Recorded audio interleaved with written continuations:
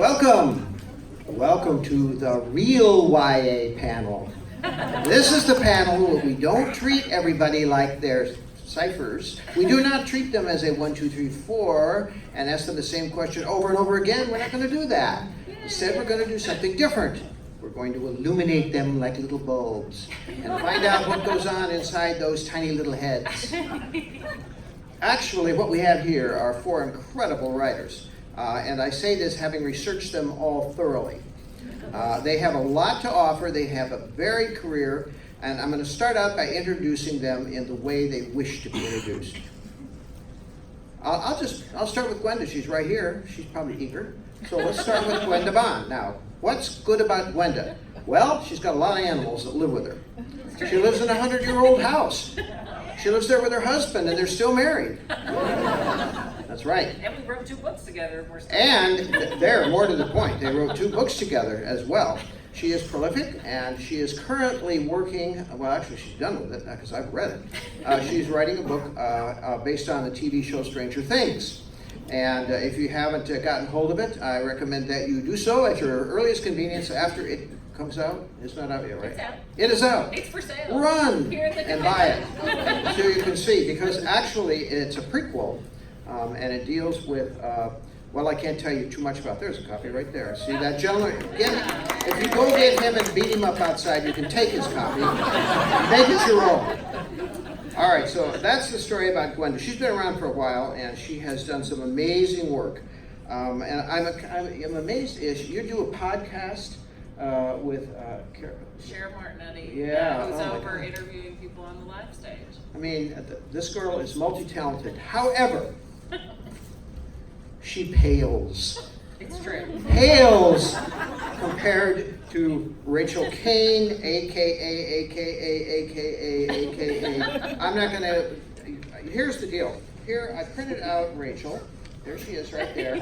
This is 5 pages. I quit after 5 pages because I was too depressed to go on. I thought, having written 40 books, I was hot stuff. But then I saw that this young lady has written over 50 books, I don't know, maybe thousands for all I can tell, under 6 different names. And all this mostly has been done since the beginning of the 2000s. I know, you can say wow, because I said wow and then a few other words. In any case, as I told her when we started out, I'm in the midst of the great library series, so if we could cut this short so I could get back to it, I would really appreciate it. I hardly know where to start with her. I'm so depressed about this. Anyway, so she is, what does she say here? I liked her right away, though, when I got to the part that says on her personal life, she prefers a good stout Guinness to a wimpy American beer. One of us, right? Also, she's a professional musician. I don't know what else. I think maybe she climbed the Eiffel Tower. Anyway, a hand for Rachel. Okay, let me see. Oh, I skipped right over Patrick. What a shame. Patrick. All right. Patrick, I've read something by everybody here because as a good moderator should, you need to know something about the style. Patrick is a very, very good writer, but there's something more important about him. He has a tiny biography. And the reason that this is good is that I got right through it, so we can get to the important stuff. Now, what does it say about him? Because this is important. It says he has worked as a bartender, a home builder, a small town lawyer, and a costume-themed park character. Right away, I identified with it. Now, why would that be? Well, I was a small town lawyer for 17 years of my life back in Illinois. I live in a house, so and that one that I had built, which is close to being a home builder, he's worked as a bartender, and I've been in a lot of bars, so I identify with that. And he's has worked as a costume-themed park character, and I worked for a summer in D.C. in Congress.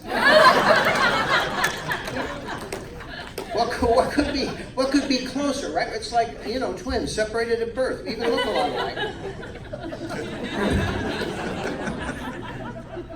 And then I took a look at Matt de la Pena, who is a very, very accomplished writer and craftsman. He has won numerous awards, including the Newbery with where's the book? It's a market something or other. Anyway, and he's written and he's also won a series of other awards that are fairly impressive. He hasn't done a huge amount beyond that, but after all, if you won a couple of awards, you don't have to do a huge amount. He's very highly regarded in his field, and I have read his work, and I think he's all right. So here's what we're going to do. We're going to talk to these writers about the YA field, and particularly about what I think they'll find interesting to talk about, what I'm interested in knowing anyway. So I'm just going to pick somebody at random, somebody who, I think probably deserves the first crack at this, somebody like Patrick.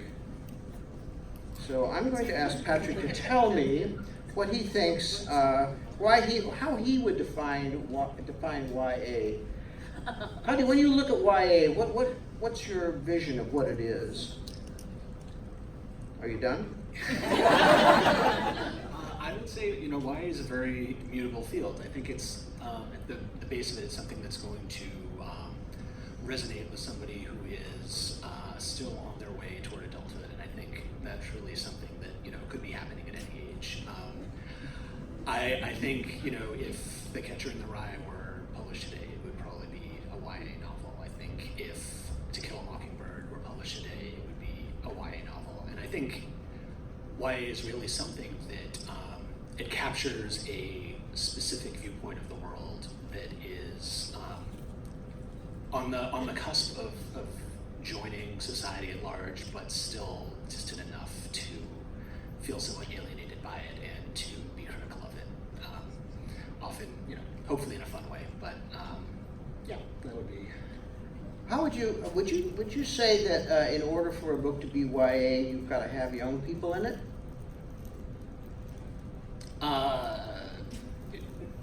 Or does it just help? Do you feel like you're on the witness stand? Yeah. Where were you on the night of? Well, I would say I don't think I've ever read a YA novel that did not have a young person in it, but that's definitely not necessary or sufficient. I read a lot of supposedly literary novels that the main character is, 12 years old through the entire thing, and it's just a version of the writer as themselves kind of perfected. So you can, I would like to see a YA novel that does not have a young person in it. I just don't know what that would look like. What do you think, Matt? Would you agree with the idea? I mean, this is a trick question, obviously. Nobody in his right mind thinks a YA novel that doesn't have a young person in it. At least I've never heard of it. Do you agree, or do you have another version of how you look at YA? Well, I will say this. I think some of my favorite YA novels have great adult characters. Like, I think of A.S. Caine. She has great adult characters. So, to me, I think the adult character should get as much attention as the young protagonist. The way I look at it is, if you have a 17-year-old character who's in that moment presently, it's a YA. If it's a 40-year-old looking back at when they were 17, it feels more adult. So I think for me as a writer, that's how I would make the demarcation. You wouldn't rule out having adults in your YA books, then? No, it's fun to write adult characters, Why should we be left out? Well, that's my theory now, anyway, for sure. Well, I think you might have just come up with a great writing exercise to put together a YA novel. A YA novel with no YA. Maybe a I've ghost. got one. Do you have one? Well, let's hear about it. Iggy the Igneous Rock. It's a book. It has nobody in it except a rock. He rolls downhill a lot. I think it's a morality play, but I'm not really sure. This sounds like a children's book to me. Okay, yes, technically it's a children's book. I mean, how old would you say this rock is on a I think by that standard he's definitely an adult. But there are actually lots of kids' books that, especially if you go back into historical children's like Robinson Crusoe, that are about adults. So I think you could do it. I mean, I don't think you could do it in today's market. You could go back to the 1800s and do it. Do we have rules? Now that I've got you, Oh, do we have rules as YA writers? Do you? I don't have to worry about this. Do you have rules as YA writers about what you will allow within your writing and what you won't allow? I try to make sure it doesn't suck. Pretty much anything goes. Okay, that's a given. Anybody else want to jump in? I think it's changed. When my first book came out, it was 2005, and I remember they said, you have 138 curse words. Could you get it closer to 40? And I was like, that's weird, but okay. Yeah. And then they were like, you have 9 motherfuckers. Yeah. You only get 1. Yeah. So I had to choose the best motherfucker. Does seem arbitrary, doesn't it? Yeah. It's Right. like, well, they gave me 1, so I had to find the right one. But now those conversations, they're Yeah. never had. Yeah, I don't think they really have Yeah. that much. So, so when I was a boy, yes, it's a long time ago, but when I was a boy growing up and teenager, YA was anathema. No self-respecting kid ever was caught reading a YA book because this was considered to be childish. What's changed? Now adults read. They do. That's a very good observation. Harry Potter has made the world safe, right? So what about that? What do you think about the fact that what things do you see that have changed? I'm going to ask this of the panel. Have changed to make YA more popular, so popular in fact that we know that an awful lot of adults read YA and particular types of YA, fantasy in particular, for example. Honestly, I think you kind of nailed it when you talked about the different way that books are positioned now in YA. You know, essentially the marketing changed along with Harry Potter kind of time frame, and the YA market became a lot more like adult in terms of the marketing and the way the books were packaged. So they didn't look childish anymore, they didn't look unsophisticated. And so teens then, you know, teens can, smell when they're being talked down to, and that sort of ended. And I think teens embraced books as a result, and adults embrace them too. I think, I wish this computer would get going on. I did a stupid thing. I forgot to copy my stuff out. So it's, there's no copy, and I'm here with my computer, and it doesn't do so good. I hate it. All right, given the fact that the boundaries have been pushed back quite a distance, is there anything you won't do for a book if you think the book calls for it? Is there any boundary that you won't cross in making your story work? Or I'll also ask, if there is a boundary, would you change the whole way the book works, or would you just try to sidestep the issue, or how would you handle that? Let's say you have to write a sex scene for this book to work. Yeah, done it. I know. It's funny though, because when I wrote that book 6, I think, in the Morganville Vampire series, I started out writing fairly early on in the YA sort of wave, and when book 6 came around, I thought, look, I've had these characters dating chastely for 5 books, and and it looks like they're all gonna die in this book. So maybe there should be some payoff to this. And my publisher really, it was so early on that they were like, oh, I don't think this is gonna fly. I think we're gonna have to not do that. And finally they said, well, if you give it to a focus group of self-identified conservative parents and let them read it, if they all will let their kids read it themselves, then you can put it in. Wow. I got 5 out of 6, but we did it anyway.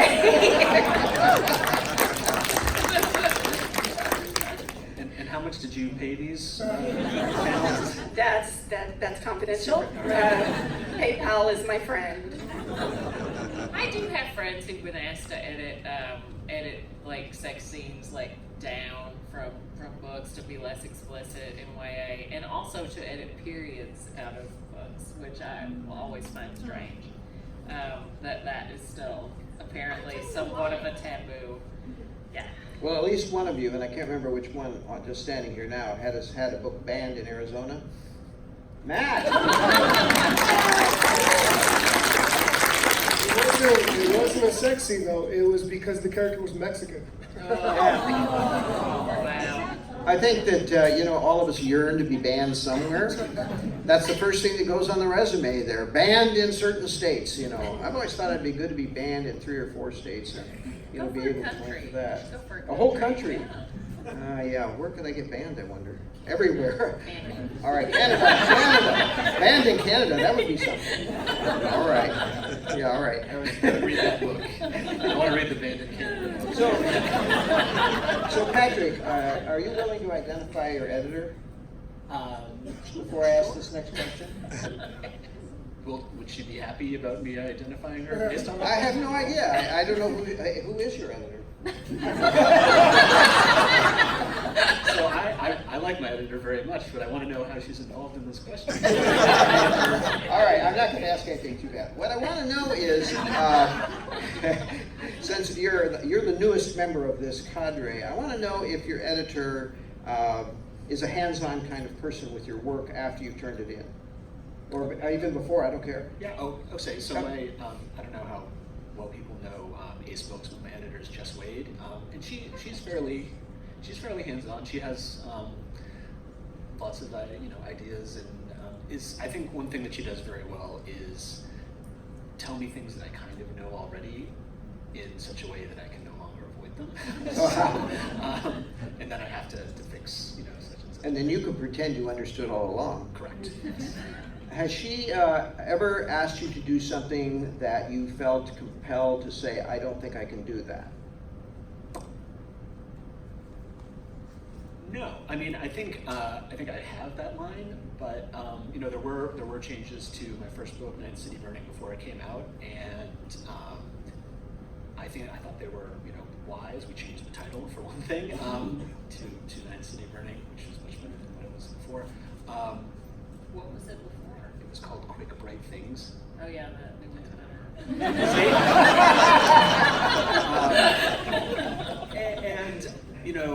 But I will say that I was a first time author to be at that point in time, and it would have been very hard for me to for her to suggest something. I'd be like, no, never. I will walk away from the table for this. But fortunately, I didn't have to do that. So. Well, my editor's sitting in the audience, so I was hoping I'd get a little support here. But I see that's not going to happen. Now, has any of you ever been asked by your publishing house or your editor to change your title? Oh yeah. Yeah, many times. All right, that we got a consensus on that one. I don't think anyone skipped that over. Do you know Anytime. what I do now? Like, I've worked with the same editor for a long time, and I know the things that she doesn't want in there. So what I do is I purposely plant a couple of those in the novel, and then so when she's like, you know what, I don't think you can keep this, I'm like, you know what, I'll take it out. And then when it comes to the thing I really want, I'm like, I did kind of lean your way on that. That's like 14 This whole panel has been worth that piece of advice. Now, pretend you didn't hear that. That's actually a technique they use in graphic design a lot. It's called the hairy thumb theory. And so you take a photo of something and you put your thumb in it, the thing that you most don't want to do, and then all of the other, and the guy goes, well, the thing with the thumb is out, and so you never have to do it. That's cool. I think I'm going to ask everybody this one. If I can ever find the damn question. There it is. Do you have and we had this discussion the other day, as a matter of fact, on the panel I was on with the Unfettered series, or Unbound, or Unmade, or Unwarranted, or whatever it was. Sean does.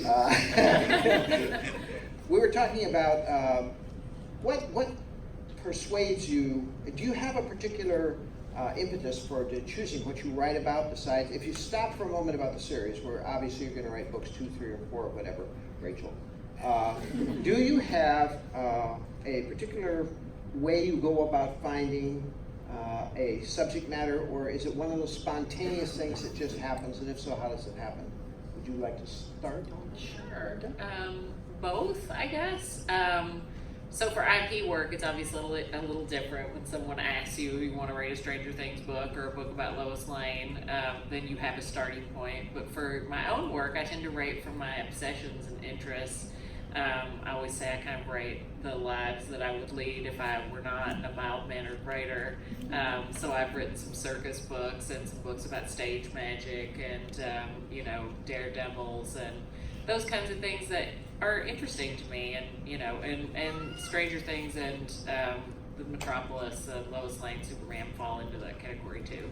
So I tend to write things I'm already obsessed with. Like, I always recommend, if people are stuck for what kind of stories, what they might do to, you know, kind of develop a story, to look at what you never flip past on TV. If there's a documentary about, you know, crazy aliens or unsolved mysteries, or if you've got 10 books about women magicians, like, maybe there's something there that you can get a good story out of. Rachel, considering how many books you write in an hour, That's your volunteer. Yeah. how do you, yeah, give us a clue about how you, you know, do you have a rapid fire idea projection, or what do you do? You know, it's really more of happenstance. It's just, when you were reeling off titles just now, and you said unwarranted, I went, ooh, a bounty hunter. I mean, it's just like that, you know. So it's just whatever makes you go, ooh. And I run after that little rabbit, and sometimes it just disappears. But Great Library came because I had this mental image that I woke up with one day of just this guy in black scholar's robe carrying books through the middle of a war. And I thought, oh, I don't know who that guy is, but I kind of want to know him. And so then that sort of swirled around for 10 years before I put it all together. But, you know, I've got a bunch of those little fragments that I chase after. And sometimes they work and sometimes they don't. I have a book of don'ts. Yeah, I know. I would say something similar. You know, you can just be walking around or in the shower or something, and then have a, you know, what if such and such happened? And I keep a list of these things, and I like to think about them and mull them over. And you know, my one and currently only book was really, it started out as, you know, a whole bunch of different versions of this that I had one idea that brought them all together, and you know, I was able to get one book out of what might have been, you know, 7 long short stories or something like that. So you know, I just have a room in my head that's populated with you know, weird little notes, and occasionally one of them will grow up into a whole story, if I'm lucky. Yeah, and I would just say, I love this idea that writers are the slowest readers in the world because they're always looking for something to steal. And going back to what you said earlier, how some kids back in the day wouldn't be caught with a YA. Well, we're in a weird time right now where there's some amazing YA. There's like some of the canon of tomorrow is being written in YA today. So I'm very inspired by other people, what they're doing, you know? And you want to like live up to what they're doing. And isn't that what we want as writers? Yeah. Is to read books that inspire us. And the funny thing of it is I agree with what you said, that I find that much of the writing that I really admire and the storytelling that really captures my imagination happens in YA. And I think if you're not reading YA, you're missing out to a great extent. As for, well, I'll leave that one. Any rate, so do you? How do you keep lists of names? Do you make? How do you? Are you like me? You steal names from everywhere? I make my husband come up with names if Oh, I get you stuck. have a minion name. Okay, well that's a good idea. If I Okay. made my husband come up with names, they would all rhyme or be puns.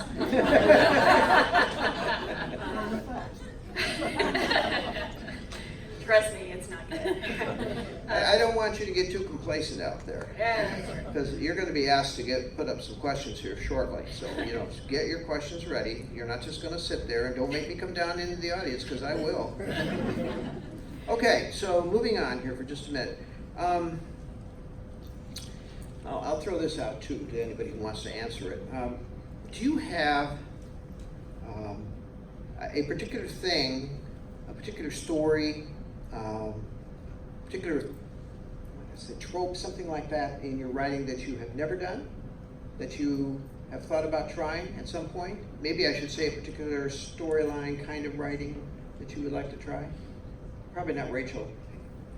I think she's tried them all, but in any I'm gonna case. write a heist book next. A I heist love book. heist. I love heist stories. YA heist? No, it'd be adult. Adult heist. Okay. I want to do a second person novel. You know, Ooh. one of my trunk novels is it didn't work out so great, but I want to give it another shot these days. Okay. Good to have ambition, I think. You know. Make it short. Yeah, make it short. No, seriously, I think you can only sustain second Yeah, person that's for so long. I think for me, middle grade. I would love to do a middle grade. That's like my dream. I think there's some great middle grade too, and I would love to try it. I was just thinking about the way in which you structure your stories. What makes you decide, for example, I've tried this in a book I just wrote called Street Freaks, which is essentially a YA, although it didn't get marketed that way. But I wrote that book 5 times, and I was trying a different person each time out. And I wanted to do first person because so much YA is written in first person, but I didn't do it. My question is, do you struggle with the issue, or do you just stick with the first person most of the time, or how do you make that decision? No answer. For me, it's just, it really has to do with the character. Sometimes the character just comes and says, I am first person and I'm just going to talk to you constantly. And sometimes I have to step back and do third person. I'm doing first person present tense in the thriller series because that's the only way it worked for me. I kind of let the story tell me what it needs. A friend of mine told me this thing that really helps me, and because I love omniscient point of view, I love reading it, and I enjoy writing it. But a lot of times for YA, if you're focused very tightly on one person's story, I think that's why so much of it is first person and very immediate. But if it's a story about the community, about the world, then omniscient or third person. If it's a story about that one person or maybe 2 people, then first person might be a better bet. YA is about the first person, isn't it? Pretty much. Isn't it always about 1 or 2 people? Well, Isn't like that Lee Bardugo. I mean, think about Lee Bardugo's books, Okay. right? Like, they're about a cast of characters, and they would not; those books would, not work nearly as well as first person. I don't think. Well, you can't shift your POV, can you? You can't. Like, people have been doing that more and more. See, I think that's the cool thing about YA right now is people are doing interesting anything, things. yeah. Like structurally, you're seeing new things happen. I know for me, I wrote this book called The Living, and I wanted it to be in first person, and I got to page 200 and some big thing happened, and I realized I couldn't do it in first person. That was pretty painful because there's no search and replace for, I wrote the first draft of the Lois Lane book in third person, and then my editor's like, I really feel like this should be first. Those editors, they got their opinions. She was right. I had an idea that the commercial properties that you wrote them in third person, and usually they did, right? But I mean, and it honestly was almost as simple as just changing out the pronouns Really? because I had 'Cause you written probably it read it so so tight. close, yeah. Simple for you, maybe. All right, we're going to play a game. After we play the game, we're going to ask people to come up. There's a microphone right here. Line up behind the microphone, and we will take your questions, and these amazing people here will answer them in 25 words or less. No, they won't. They'll answer them the same way they want to. Okay, so I've been around longer than you, and in the course of my extended career, I am asked questions all the time that repeat over and over. So now I'm going to ask each of you in a slight variation of what I've been asked, this particular question. And I'm going to start with Matt. Matt, why don't you write more Newbery Award-winning books? I mean, really, you wrote one. When are you going to do another? You know what's, I think here, I'll say this about awards. I feel like awards are just a response to what's happening culturally. So it's a lot about the book, but it's also a lot about what's happening in the greater culture. So, you can never predict that kind of stuff. I remember I heard one person, this is the lowest moment of me feeling like I was associated with writers, who said, oh my God, I can't believe I didn't win the Newbery. I mean, not even an honor. And I was like, wow, that's like that's like a crazy person thing to say. Yeah. So yeah. I didn't know you were listening.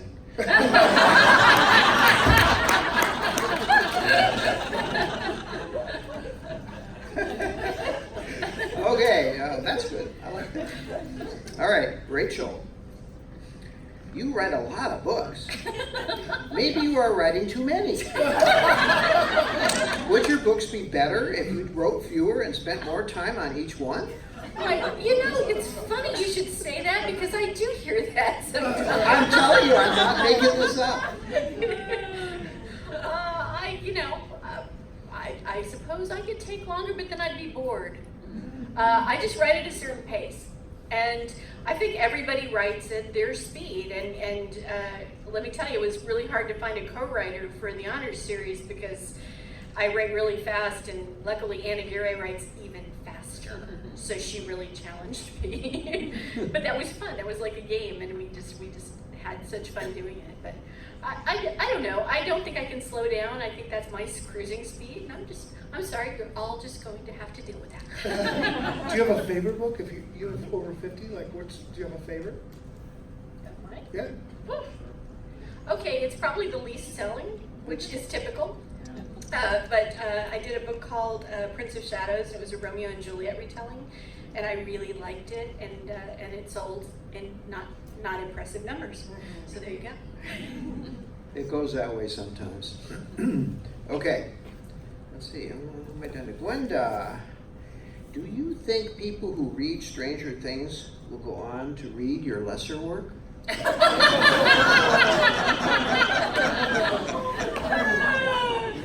I'm not. Some of them. Do you shove them in the face and say, don't ever ask me that question again? Actually, I have had a bunch of people who are like, I didn't expect to like this as much as the Lois Lane books. So people will follow you. Well, Lois Lane and Supergirl or Superwoman or whatever you are all very popular. Yeah. So, the point of that question, I guess, is I really like this book, but the rest of your book work sucks. Yeah. So I don't understand why you don't do more of what I want. I love jerk questions. I think I these are know. great. It's so scary. Okay. It's like a 1-star review questions. Yeah, it is exactly. So we're down to Patrick. We'll get through this, and then the picking on you will stop. Should I put on a blind? Patrick, why don't you write faster? You don't have many books yet, do you? Do you want some good ideas from me? Yeah, sure. I mean, I've already got that one about the YA from an adult's perspective, right? There you go. So I do write fast and write a lot. It's just I have to. Not all of it is good, so I have to cut out everything that is not worth everybody else reading. So yeah, if you want to come read my 1,400-page first published novel, you are absolutely welcome to it. Well, of course, I'm not going to help you one bit. But it's interesting because, when you just said that about skipping over things, I would say, or cutting things out, I remember Elmore Leonard saying, being asked about how he makes his books move, and he says, I cut out all the parts people skip over. And that is exactly right. Okay, we're ready for some questions. Let's take this young lady right here. So do you consciously go in and say, okay, I'm going to write for YA, or does your editor go, you're gonna write, this is gonna go into the YA section of the bookstore after you give them your manuscript? This happens, I a lot of people, I feel like Gwenda, we might be the same entry point year, around, I think a lot of authors who came in at that year, 2005, around that area. Oh no, my first book was 2012. Oh wow, really? My first one was 2006. Okay, so we were in the same ballpark. I just write really fast. Wow. But I think my first book was pitched to adult publishers and YA publishers, and I remember my agent said, you've got two here, one's adult, one's YA, and they both want to purchase the book, and I was like, who has more money? And they said YA, and I was like, I'll take it. Yeah. And then he said, you do understand that this is going to be released as a YA title? And I was like, that's great, that's amazing. And then I had to go home and Google what YA was. So I think in that era, a lot of people just didn't know. And it still happens. I mean, Yeah, I have a totally. friend who sold a book last year who had offers from the same house from the adult arm and the YA arm, and he went with the adult arm, and it was a It was huge about mistake. Yeah, yeah. I actually think, I would answer your question as no, I didn't write for a specific audience, and I think my book was not initially published as YA, Oh, wow, but really? it had a good response from people who are younger or have, are younger in reading art. So I think you can really kind of go in any direction. Okay, so what you're saying is that if you get an offer from both the YA section and the adult section, the YA section. Well, and your agent also, right, is who decides really, like, you've written this story, this is where I'm gonna send it and see what publisher wants it. Okay, and then, sorry for my next question, No, sorry go for ahead. people behind me. Wait a minute, how many questions have you got? I promised Terry, unlike yesterday, it's only 2. All right, make it quick now. How dark can YA get? Like, with adults, you can get super, super dark. You can touch on really touchy topics. I mean, you can go to the deepest, darkest depths of 7th level hell. YA, how dark can you As get? dark as anything. Or- Robbers by Daniel Krause. Was Daniel Krause? Is that his I don't book? know. About Yeah, grave yeah. robbers. Like there's some really as dark as you want. Yeah. Okay, so just because you do dark topics Yeah. doesn't mean it Oh, cuts yeah. you out of YA. I mean, No. No. Okay, thank you. Might cut you out of your audience, it's kind of hard to say. I never had an editor tell me to cut down on the darkness, ever. Just the curse words. Hi, I'm a teacher or librarian, and I've asked some of the students I work with, the ones that read a lot, what is keeping you doing that? Because not everybody does. And the two things I hear a lot are, I know in the first chapter, if it hooks me and I'm sold, I'm there. And the other one is, I relate to it, it touches something in my real life, even if it's science fiction fantasy, it touches something in reality. Do you guys ever consciously say, okay, this is how I'm gonna hook them, or this is how I'm gonna connect to real life, even if it's a fantasy type story? Always, right? It's part of our jobs, right? I mean, yeah. Yeah, I mean, we're writing about people, and you have to connect to them as people in your head. So to me, it's not a calculated thing. It's just that's how you tell a good story. Right. You're supposed to make that character accessible to whoever wants to pick it up, and that's sort of the job you're trying to do. It's not Do always you, successful. do you think about that, that teen type reader? And I do. I really do, because I really want them to feel like they have an investment in the story. I think about kind of a teen version of myself. So it's hard for me to think of other readers, but I remember when I was growing up, there weren't that many books where I felt like, oh my God, this is like my community right here. So I try to tell stories that would appeal to people in the community I grew up in. Yeah, thank you. Can I ask 2 questions or just one? You've already asked 3. Good question.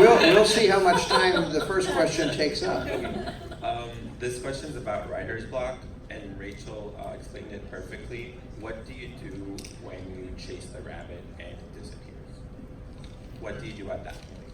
I'm going to quote, I think it was Cinda Williams-Chima who said, there is no such thing as writer's block. I may be putting words in her mouth at this point, but she made a very good point about when you call it a writer's block, you have a mental image of a stone in your path.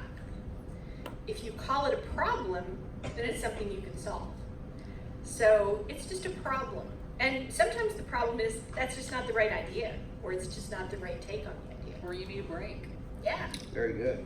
or a vacation day. Or you need to turn to drugs and alcohol.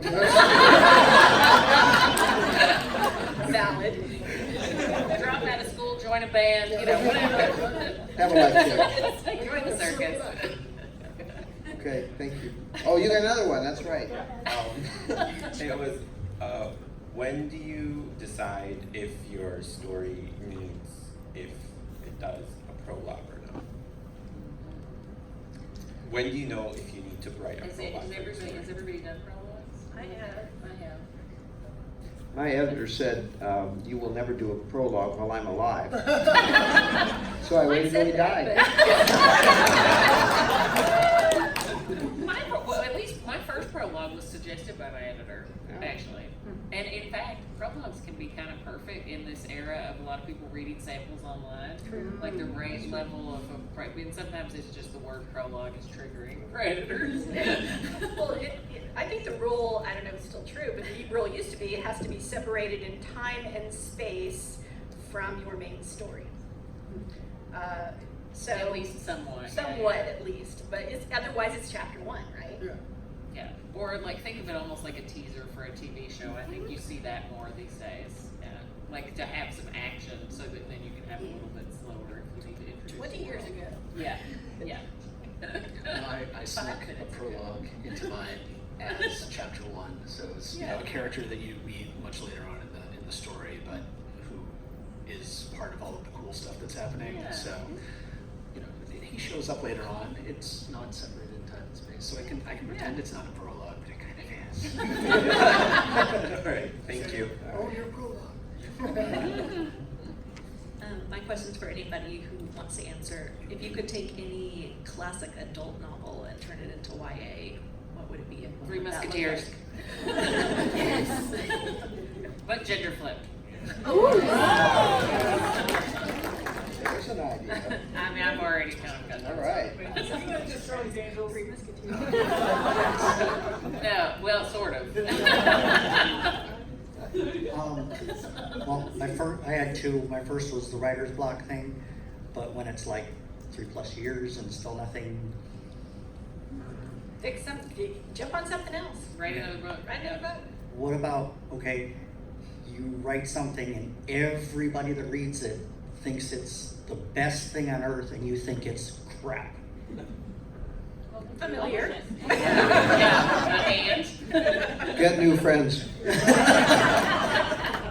My daughter's a writer. I think she's the best thing on earth, and so does everybody else, and she can't stand anything she writes. so just my advice to you, like to all and for all young writers, especially women, is just to try and boost her confidence as much as you can, and you know just keep telling her that what she has to say is valuable, and hopefully at some point she'll embrace that and hear it.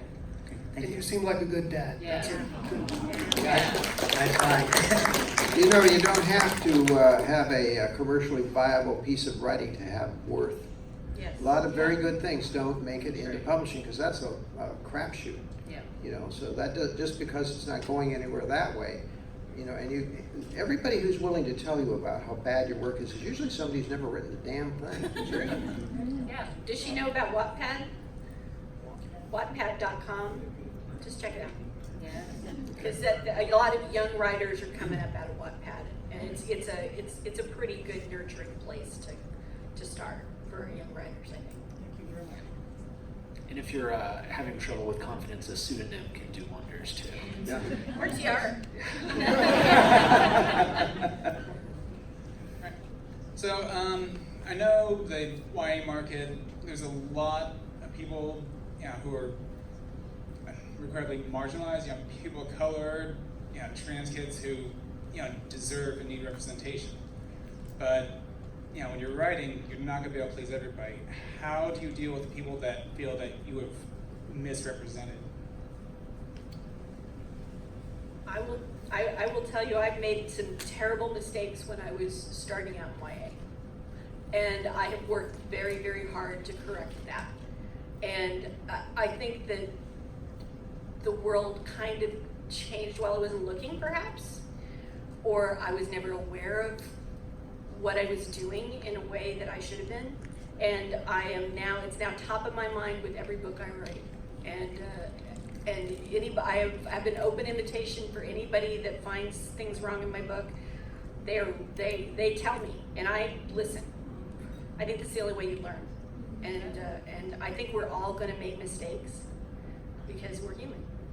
But also, I have a theory about this because really all books is a tool for conversation. So once your book comes out, it's no longer about you as the writer. So however people are reading it and responding to it and having conversations as a result of, then that's what's happening. Again, it's not just about the book, it's about the culture, what's happening, so people have conversations that include your book. And that's an honor, even if it doesn't make you look good.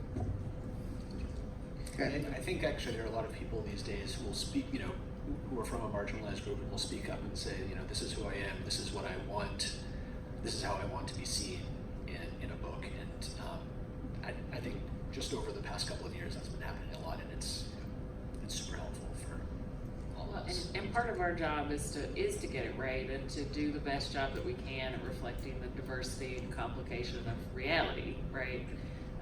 So yeah, I mean, I don't know a single writer working who is not thinking about those things when they're writing their stories now. And we may not always get it right, but I do think it's a step in the right direction that people are more aware than maybe they were before. Well, and for me at least, because I've been in I've been in YA for a long time. I think that part of my job is to reach out and promote other people who are coming up. Absolutely. And there's so many great new authors that are debuting, and in the last few years, it's just been wonderful. Yeah. And I urge everybody, read widely, because it's an amazing world out there. So not the most well-formed question, I apologize, but I worked at a bookstore for about 15 years, and right around 2003, 2004, I saw the YA section grow. And I was opening a book and reading it one day, and I was amazed in the first 2 pages what the subject matter was. I'm like, this isn't for kids. But it made me realize kids see everything. Mm-hmm. So you guys talk about how it gets pitched to the adult market and the kids market. It's kind of a double-edged sword, do you think, that now you have people who are really listening and who can be really influenced, as well as you can talk to them about anything because they haven't shut their minds to ideas yet. So Yeah.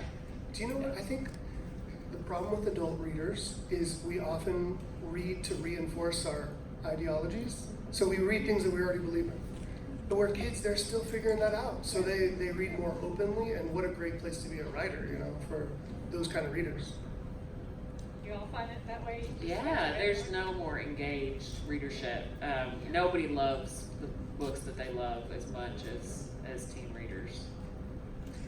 That brings up another question, is that I'm finding, I have a lot of young readers, but I'm finding out that the awareness level has dropped, age-wise, way down from when I started out writing in the 70s. And that those who were just learning about certain things at 14 now know at age 8, 9, and 10. So that their understanding of things has changed. Have you, do you write with that thought in mind at all? Or is that part of this idea of having the readership in mind ahead of time when you're putting something out there? Because we'll be talking not only about the forbidden subjects, but we'll be talking about issues of race and sex and sexual character and so forth as part of the way that you want to tell your story. So, I mean, I think teens have a lot to teach most adults about things like gender identity and acceptance, and so yeah, I think you have to consider those things because that's the audience you're writing for, and if you don't, it's not going to ring true to what they already know about the world. So writers can't just sort of shut off learning their own things about what the world is changing, and we have a responsibility to do right by those readers. okay. And I think the last questioner was very, very right when she said, kids see everything. And I think maybe it's not so much that awareness of things has changed, but that these readers now have the words to describe what they're aware of. And I think that's really one of the things that YA novels are going to do, is because we know all the words, so we can tell them, and they can recognize the world around them in those books, and then shock the adults with all of their Every day. Yes. So last week I just read the Star Wars Phantom Menace novelization, which you wrote, Amazing. Terry, and I really enjoyed it, but it was very different from the film. So I'm wondering, how does the editorial process differ when you're working with licensed media like Stranger Things or Star Wars? Well, I don't know. I'll say something, and then Gwenda can talk to this, because I was going to ask that question, darn it. But anyway, for me, it was a case of not needing the job or even particularly wanting it, but it was offered, and I was afraid of my children. And they were big Star Wars fans, and I thought, well, damn, if I turn this down out of hand. So I laid out some conditions with my editor at the time and said, I want to go to Skywalker Ranch, I want to talk to Lucas face to face, I want to be sure that I'm going to get what I need and I'm not going to be kicked to the curb. So I did that, and it was probably the easiest project I've ever done. I wrote it in 90 days, and I was at Skywalker Ranch with the Star Wars people for 2 days, and I was able to sit in on pitch meetings to entrepreneurs. I was able to look at their Bible of spaceships and ray guns, because I said I'm not a science fiction guy. I don't know about this. So at any rate, and then I was able to sit down with Lucas and say, you sure you got the right guy here, because I don't write science fiction. He says, good, I don't make science fiction movies. Yeah, right. So once you get those parameters, then it was a case of being told I could write it any way I wanted to. He said he put no limits on it except one. He said, "Don't wreck the story, or I'll throw it out." I said, "Sounds good." So that gave me a tremendous amount, and that's what I was going to ask you: is how much freedom you were given with, or even if you were given the idea for your story. I was given a very broad idea that it would be a prequel about Terry Ives, Eleven's mom, and her time in MK Ultra. But I was given quite a bit of freedom by them to pitch the story I wanted to tell, and add the new characters I wanted to add, and even for things like Eleven's dad. So pretty big things in the universe. And they were really open to that. I think because the Duffer Brothers are writers themselves, they seem very much like wanting the writers who write these books to put their own stamp on it. So it felt like the best of both worlds. And we had a writer on the show who reviewed everything every step of the way. And so it was a great process, yeah. And I just did Superman, and I felt like at times, so I was working with DC closely. At times I felt like I was playing that game. You remember that game, Operation? So like you were trying to get that little bone, and every once in a while you buzzed, and they would buzz me. There were a few things that didn't work. One of the biggest one was I had this perception of how to use kryptonite. I thought it was gonna be different, and then the book was almost done, and they were like, you know what, you're describing kryptonite incorrectly. And I was like, my entire plot hinges on it. I was in a panic, and I had to figure out, but that was a challenge to work with 2 editors. Thank you. This is not the amazing experience you might think in terms of your career as a writer. I don't think we put this at the pinnacle, maybe of what we think is important about the work we've done.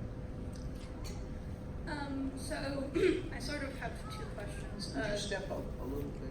Sorry. That's no problem. So I was like 9 years old when I decided I wanted to be a writer. So I was curious to know how you guys got to the point that you decided that you found yourself in this, wanting this profession. I could start and just say, when I was 9 years old, I had no idea that I would ever become a writer. I didn't know until I was a junior in college. I started to think, I'm loving novels, and I'd always been writing like spoken word poems, and I thought, I wonder if I could actually write a book, me, like an average, ordinary person. Because I always thought like the best students in class, they're the people who write books. So that was for me. Yeah, I think I was also sort of a college level late bloomer writing wise, and I think I knew that I really wanted to do it as a profession when I was in law school, and I was pushing all of my classes to be on Wednesday, so I could spend the rest of the week writing. So it was a process of sort of whittling down all of the things that were not literature, and then I had to figure out a way to live and be a professional while doing that at the same time. But it was one of the things that just kind of drew me on until it was stuck there. I started writing when I was 14, but I never actually thought of it as a job. I never imagined anyone would pay me. So I wrote on the side all the way through college, all the way through my early job experience. Even down to the point where I was employed full time. I was still writing 4 books a year while holding a full-time job. They're not mutually exclusive. You can do it. You'll die, but you can. I decided I wanted to be a writer before I could read. I was that obnoxious kid who always loved books and actually got in trouble in kindergarten because I would memorize books and or make up stories and pretend I was reading them. And my kindergarten teacher, Mrs. Little, called me out on it one day and said, Gwenda, you can't actually read. And I was like, maybe you can't read. And so that's basically how my whole life has gone since. But like Rachel, I had a day job for 17 years, and I was writing the whole time on the side. So yeah, it was not an easy process for me to make it a reality, but I knew early on that I wanted to. So this one might be a little more, at least based off of what I found, because I'm now a 26-year-old in university studying culture, literature, and the arts. So, and a lot of my stuff involves learning more and more about how writing works and how to be a better writer. But one of the things that's especially interested me is, honestly, I write a lot. I write a lot of fan fiction, and one of the things that really interests me is the way that fan fiction works in terms of connecting to being a writer. So I was curious to know how you guys feel about fan fiction in connection to helping one become a better writer.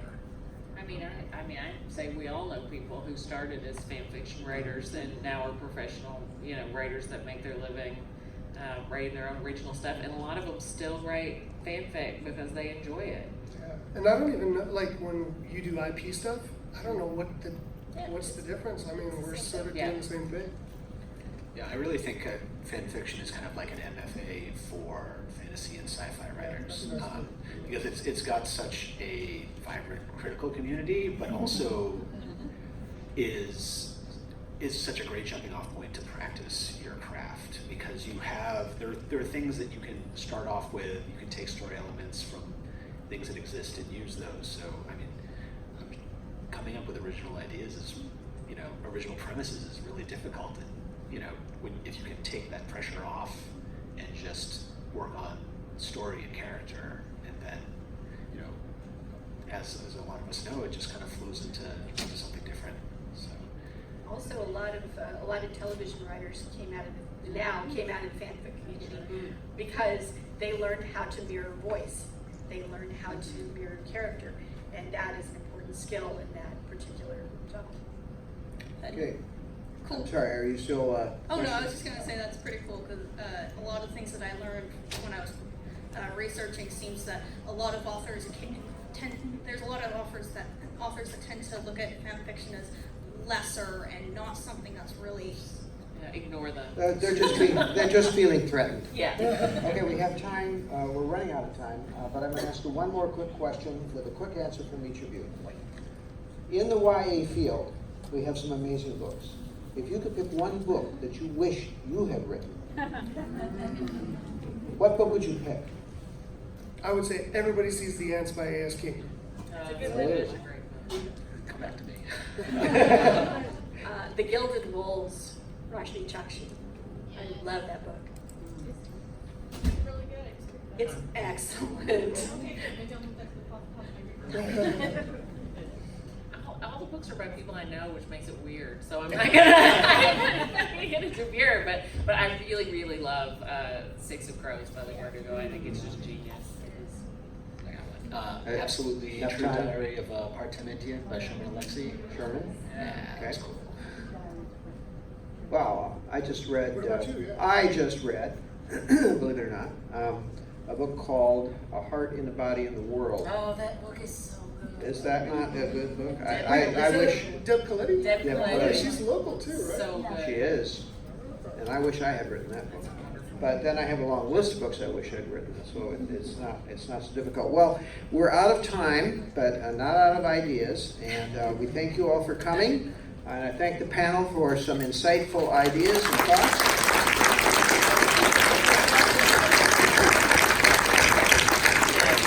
I think we're all going to sign too now, right? At the, yeah. Go out and propagate. Pay our bills.